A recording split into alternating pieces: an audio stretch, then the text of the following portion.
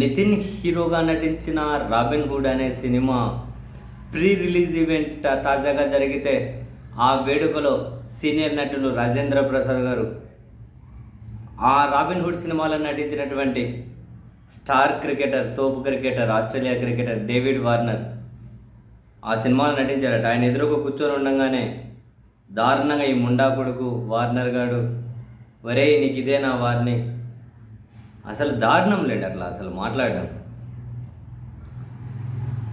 దీని మీద పెద్ద ఎత్తున విమర్శలు వస్తే ఇక రాజేంద్ర ప్రసాద్ గారు తాజాగా ఒక వీడియో విడుదల చేశారు. ఈ వివాదం మీద ఒక వీడియో విడుదల చేశారు. ఆ వీడియోలో ఆయన I love cricket, I love Warner, నాకు వార్నర్ అంటే చాలా ఇష్టం, మేము ఈ సినిమా షూటింగ్ అప్పుడు చాలా క్లోజ్ అయిపోయాం, వార్నర్ కూడా మన యాక్టింగ్ అన్నా మన సినిమాలన్నా బాగా ఇష్టం, సో అలా ఏదో అనేసాను,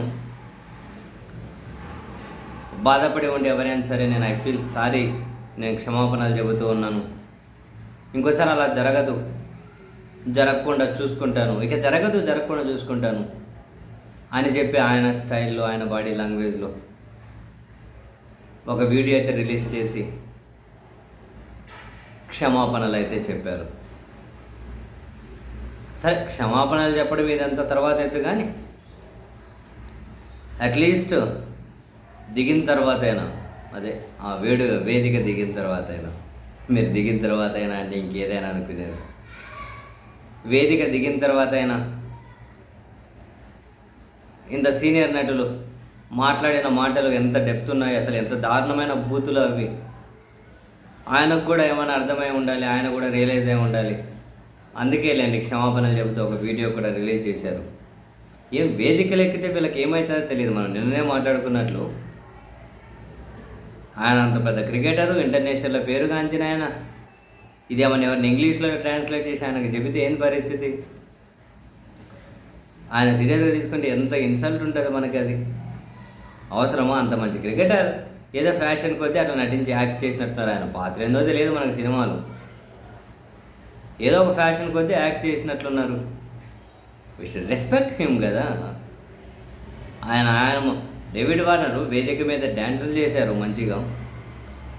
నన్ను మీ ఫ్యామిలీలోకి ఆహ్వానించాక, తెలుగు సినిమా ఫ్యామిలీలోకి ఆహ్వానించినందుకు చాలా మీకు వినమ్రపూర్వకంగా నేను కృతజ్ఞతలు చెబుతూ ఉన్నాను అని చెప్పి ఆయన ఎంత హంబుల్గా మాట్లాడారు పాపం.